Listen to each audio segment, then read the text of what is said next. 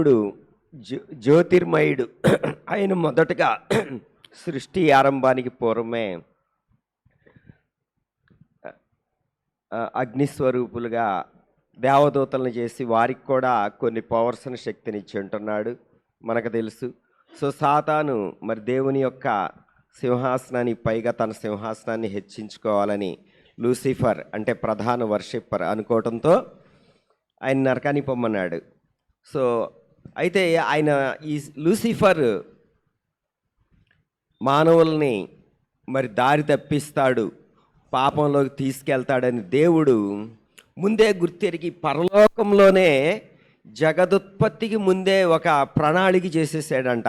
పరలోకంలో ఆల్రెడీ ఎప్పుడైతే మీటింగ్ పెట్టినా కొరకు ఎవరు వెళ్తారని అడిగినప్పుడు ఎవరు వెళ్ళినప్పుడు కుమారుడిగా ఉన్న తండ్రి కుమారు పరిశుద్ధాత్మల్లో మరి కుమారుడైన ఆత్మగా ఉన్నటువంటి యేసయ్య నేను వెళ్తాననగానే అక్కడ మరి ఆయన ఒక పరలోకంలో గొర్రెపిల్లగా బలియాగం అక్కడ జరిగిపోయిందనమాట. అక్కడే దేవుడు తన ప్రణాళికని సిద్ధపరిచేశాడనమాట. ఈ సాతాను ఆదాముని దారి తప్పించి తినొద్దన్న పండుని తీసుకొచ్చి ఆ ఒక్క ఆదాం మూలంగా పాపం అనేటటువంటిది ఈ లోకంలో ఎంటర్ అయిపోయి మరి మరణాన్ని తీసుకొచ్చేసింది గనక, అంతేకాకుండా ఇంకా రకరకాలుగా పదాజ్ఞలు పాటించకుండా ఎన్ని చేస్తున్నాడు. హబక్కు గ్రంథం 1:15, 16, 17 వచనాలు చూస్తే అక్కడ ఉందన్నమాట. వాడు గాలం వేసి నరులను చిక్కించుకుంటున్నాడు తన వలలో, సంబరపడి గంతులేస్తున్నాడంట. ఎందుకు?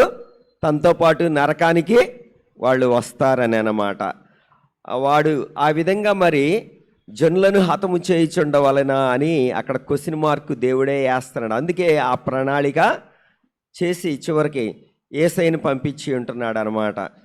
అందుకే మన మానవాళి రక్షణార్థం మరి యేసయ్య వచ్చి ఉంటున్నాడు.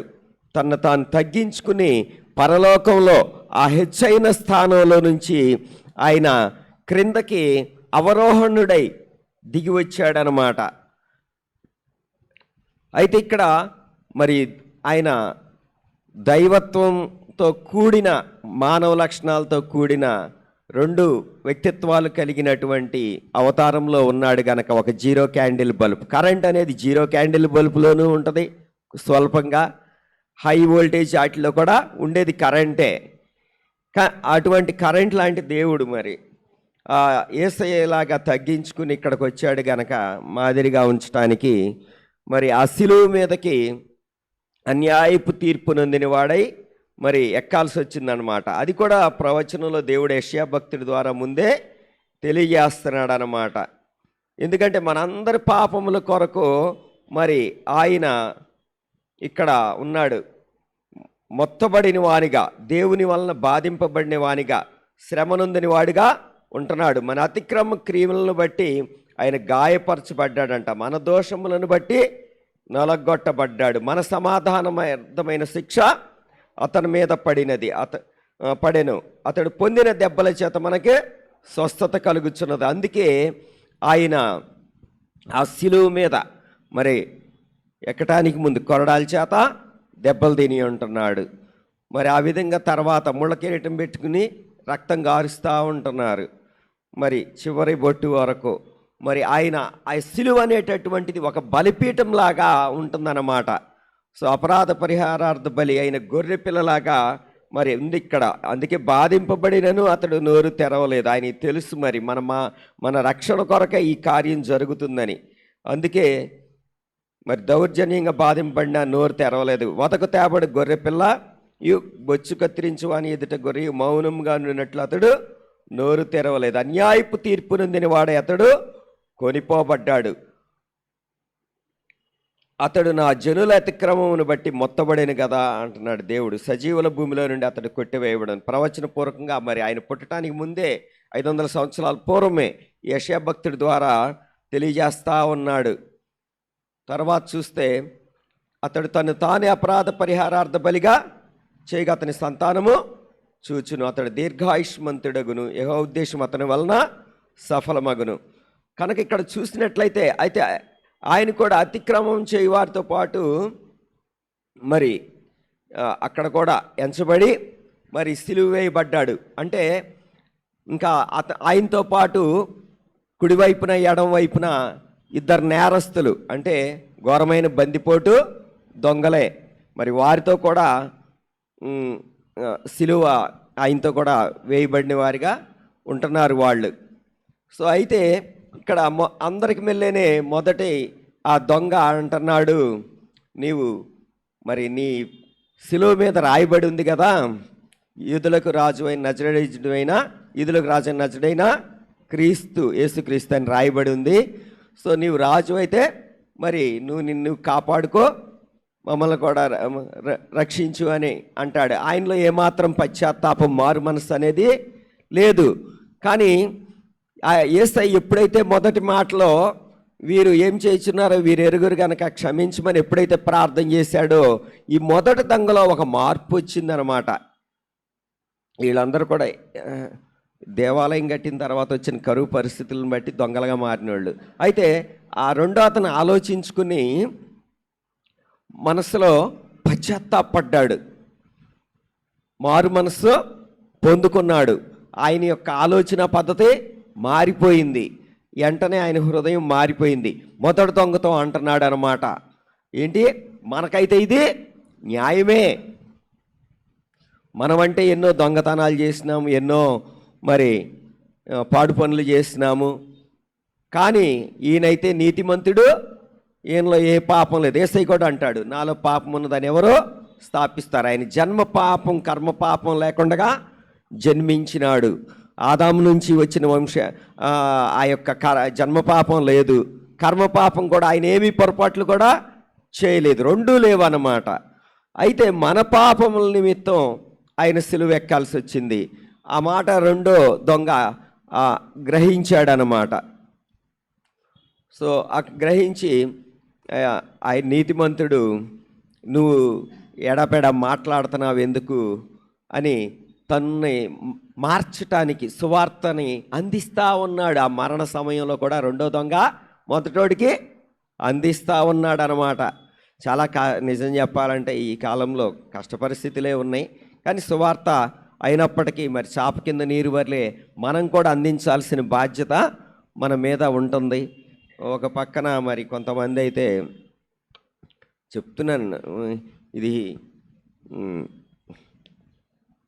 యేసయ్య ఎట్లా మెత్తని మరి మానవ అవతారంలో జన్మించాడు. ఆయన యూదా గోత్రపు సింహం అయినప్పటికీ మరి ఆ యొక్క గర్జించు అపవాది కంటే అధికుడు అన్నమాట ఆయన. కానీ ఆయన నిజమైన గర్జించు సింహం వలె అపవాది ఉన్నప్పటికీ వలె అంటే పోలికలో, కానీ దేవుడే అత్యున్నతమైన అధికారం కలిగినోడు. సో యోధా సింహం ఒరిజినల్ అన్నమాట. సో అందుకే ఆయన మన ముందు నడుస్తూ ఉన్నాడు. సో మనం కూడా ఆ రెండో దొంగ వలె మరి ప్రార్థించి పర్సనల్ ఎవాంజలిజం అనండి మనం చేయవలసినటువంటి, మనం కూడా ప్రార్థన చేస్తూ అందించవలసినటువంటి వారమైనాం. ఎందుకంటే చాలా మనం కూడా పరిస్థితులను బట్టి ఒక్కొక్కసారి వెనక తగ్గుతూ ఉంటాం. సో సమయం మరి వాళ్ళు కూడా కొంతమంది అపవాది కూడా సమయం కొద్దిగా ఉందని చెప్పి ఉగ్రుడై దేవుణ్ణి అనేకుల్ని ఎరక్కుండగా నిజమైన దేవుణ్ణి తెలుసుకోకుండా చేయాలని ఈ లోకం మీద రకరకాల కలగజేస్తూ ఉంటున్నాడు. ఆకర్షణలు అనండి, నిజమైన దేవుణ్ణి ఎరగకుండా హృదయానికి గుడితనం కలగజేయటం. సో మనం ప్రార్థన చేస్తే అప్పుడు దేవుడు ఆలకిచ్చి కృప చూపి వాళ్ళని కనికరిస్తాడు. ఇక్కడ కూడా ఈ రెండవ దొంగ మరి మొదటి దొంగకి చెప్పాడు, కానీ అతను అంగీకరించలేదు, నరకానికి పోయాడు. ఈ రెండో దొంగ మాత్రం, యేసు నువ్వు మళ్ళీ రాబోతున్నావు, నీ రాజ్యంతో పరిశుద్ధులతో వచ్చినప్పుడు నన్ను జ్ఞాపకం చేసుకో, నీ రాజ్యంలో నన్ను ఉంచుకో అంటున్నాడు. సో ఆ సమయంలో వెంటనే అంత కష్టంలో కూడా మరి యేసయ్య అంటున్నాడు జవాబుగా, నేడు నీవు నాతో కూడా పరదైసులో ఉందువు అని చెప్తున్నాడు. ఈ పరదైస్ అసలు ఏంటి? ఆ కాలంలో ఆదాం మొదలుకొని చనిపోయిన నీతిమంతులందరూ ఎక్కడ ఉంటున్నారంట? పరదైసులో ఉంటున్నాడు. అయితే ఏం చేశాడు మరి యేసయ్య? ఆ యొక్క చనిపోయిన తర్వాత అందరూ ఎక్కడికి వెళ్తున్నారు? సో పరదైస్కి వెళ్తున్నారు. నీతిమంతులు నిద్రిస్తూ ఉన్నారు, అక్కడ విశ్రాంతి తీసుకుంటూ ఉన్నారు. పరదైస్ అంటే ఏంటి? ప్యారడైజ్. ఇంగ్లీష్లో మాత్రం చాలా అందంగా కనిపిస్తుంది ప్యారడైజ్. ఒక భక్తుడైతే రాసేసాడు ప్యారడైజ్ ది లాస్ట్ అనేది ఒక పోయమే. దానికి ఏమొచ్చింది? నోబెల్ ప్రైజ్ వచ్చింది. హల్లెలూయా. సో మానవుడు పోగొట్టుకున్నాడు ప్యారడైజ్ని. ఏదోని తోటలో దేవుడితో ఉండే సావాసాన్ని పోగొట్టుకున్నాడు. కానీ మళ్ళీ యేసయ్య ద్వారా అంట అది లభించిందంట. కనుక ఆ యొక్క ఎందుకు వచ్చాడు మరి యేసయ్య? చనిపోయిన తర్వాత ఏం చేశాడు మరి మనందరి కోసం సిలువ వేయబడిన తర్వాత అంటే ఇక్కడ చెప్తున్నాడు ఏం జరగబోతుంది అనేది. పరదైస్లో నీవు నాతో కూడా ఉంటావంటున్నాడు. ఆ కాలంలో పరదైస్ ఎక్కడుందంటే ఆయన పైనుంచి దిగొచ్చాడు, క్రిందే ఉన్నది, భూమికి క్రింద ఉన్నదన్నమాట. అయితే ఆయన ఈ ఒక చెరలాగా ఉందన్నమాట. అది ఇంకా నీతిమంతుల్ని పట్టుకునే ఉంది, వాళ్ళు కూడా చిన్న చిన్న పొరపాట్లను చేయబట్టి. అయితే అక్కడ ఏం చేశాడంట? ఆ ప్యారడైస్, ఆ పరదైస్కి వెళ్ళి సువార్తను ప్రకటించాడంట యేసయ్య. సో అక్కడ వాళ్ళని నీతిమంతులైన ఆత్మలకి సువార్తను అందించాడు అక్కడ కూడా, దేవుని యొక్క రాజ్య సువార్తని. ఆ తర్వాత మరి ఆ చెరని ప్యారడైజ్ని కూడా తనతో పాటు అంట ఎత్తుకుపోయాడంట ఇక పైకి, పరలోకానికి. సో ఇప్పుడు పైనుంది, యేసయ్యతో పాటు ఉంది ఆ ప్యారడైజ్. అప్పుడైతే భూమి క్రింద ఉంది, కానీ తర్వాత చెరగా పట్టుకుని వెళ్ళాను అని రాయబడి ఉందన్నమాట. సో ఈ యొక్క అందుకే వాళ్ళందరూ కూడా అక్కడ తండ్రితో పాటు ఉన్నారు, యేసయ్యతో పాటు ఉన్నారన్నమాట. కనుక ఈ ప్యారడైజ్లో మరి ఉంటారన్నమాట. సో అపరాధులతో మరి సిలువ వేయబడినప్పటికీ దేవుడు ఈ యొక్క పశ్చాత్తాపడినటువంటి రెండో దొంగకి లాస్ట్ మినిట్లో కృప అనుగ్రహించి ఉంటున్నాడు అనమాట. కనుక మనం కూడా మరి ఈ భూమి మీద ఉన్న వారందరూ ఇది రక్షణ కృపాకాలం కనుక మనం కూడా మన పొరపాట్ల నిమిత్తం, పాపం నిమిత్తం మరి మనం పశ్చాత్తాపడాలి, ఇతరులకు కూడా మనం తెలియజేయవలసినటువంటి వారమైన ఈ సిలువ రక్షణ సువార్తని. సో ఈ సిలువ అనేటటువంటిది రక్షణ గురించి మరి తెలియజేస్తూ ఉందన్నమాట. ఈ రక్షణ కృపావార్తని తెలియజేస్తుంది. అంటే మనం కూడా ఈ రక్షణ కృపావార్త సిలువ గురించి మనం తెలియజేయాల.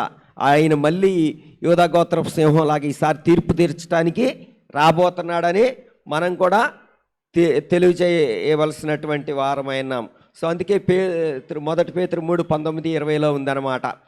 సో ఆయన ఆత్మ విషయంలో పునరుద్ధానుడై బ్రతికింపబడి మరి అందరి పాపముల నిమిత్తం ఆ యొక్క అందరి పాపముల విషయమై శరీరమందు ఒక్కసారి సులువు మీద శ్రమపడి మరి అపరాధ పరిహారార్థ బలిని మరి సిలువ బలిపీఠం మీద ముగించి ఉంటున్నాడు. హల్లెలూయా.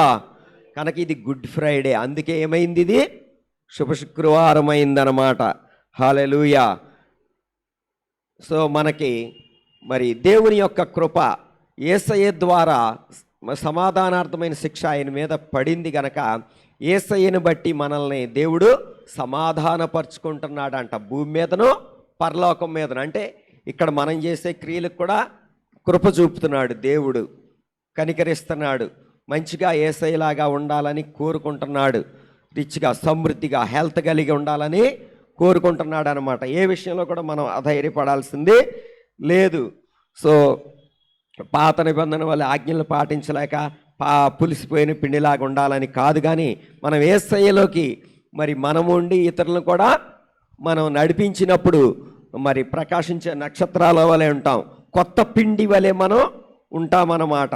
సో దేవుని కృప ఉంటుంది. ఎందుకంటే యేసయ్య సదాకాలం నేను మీతో కూడా ఉంటున్నానని వాగ్దానం చేశాడు. అయితే ఆయన తిరిగి లేచిన తర్వాత కొన్ని ఆజ్ఞలు కూడా ఇచ్చాడు. సమస్త జనుల్ని శిష్యులుగా చేయండి అంటున్నాడు. మరి ఆయన చనిపోయి తిరిగి లేచి పునరుద్ధానుడయ్యాడని నమ్మితే మరి పాపముల కొరకు పశ్చాత్తాపడి మారు మనసు పొంది మరి బాప్తిస్మం తీసుకుంటే రక్షింపబడతారని యేసయ్య చెప్పాడు. అందుకే బాప్తిస్మం ఇమ్మని మళ్ళీ ఆజ్ఞగా ఇచ్చేసాడు అనమాట. తర్వాత అంతకుముందు ఆజ్ఞలాగా లేదు కానీ. హల్లెలూయా. కనుక బాప్తిస్మం మనం తీసుకోవటం ద్వారా రక్షణ పొందిన వారంగా, రక్షింపబడిన వారంగా ఉంటున్నాం. ఆయన తిరిగి లేచాడని నమ్మితే మనం కూడా. సో మనందరికీ మరి ఆ కృప ఆ శిలువ మ్రాను మీద కొంతమంది అనుకుంటాడు ఆయన విడిపించుకోలేకపోయాడు 3 మేకుల నుంచి, ఇప్పటికీ ఆ వెదకోతలు కూసేవాళ్ళు ఉన్నారు, సో రాలేకపోయాడని. సో దేవుడైతే మరి మానవత తగ్గించుకున్నాడు. రెండోసారి వచ్చినప్పుడు ఆయన శక్తిని, ఆయన ఒక జడ్జిలాగా, తీర్పర్లాగా రాబోతున్నాడు అన్నమాట, ఒక రాజులాగా మరి భూమి మీద. సో ఆయన యొక్క రాజ్యంలో మనందరం కూడా మరి పునరుద్ధానులమై ఆ పునరుద్ధాన శక్తితో ఆయనతో ఉండి మనందరం కూడా నమ్మనటువంటి వారికి, అన్ని జనులకి తీర్పు తీర్చే వారంగా ఉంటామని వాక్యం చెప్తా ఉంది. సో గొర్రెపిల్ల రక్తమును బట్టి, తామిచ్చిన సాక్ష్యమును బట్టి సాతాన్ని జయించను. సో ఈ రెండు మనం నెరవేర్చిన వారంగా ఉండాలా. సో దేవుడు ఈ వాక్యమును దీవించునుగాక.